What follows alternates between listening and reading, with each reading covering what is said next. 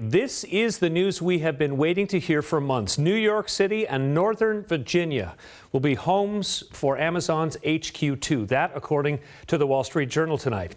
An announcement is expected as soon as tomorrow. Amazon is splitting the second headquarters to two locations, Arlington County in Virginia and Long Island City in New York.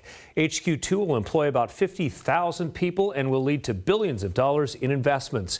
The Journal reports that Amazon selected two places so it could better recruit workers, and also have two locations would help avoid possible overcrowding with housing and transit wherever it set up shop.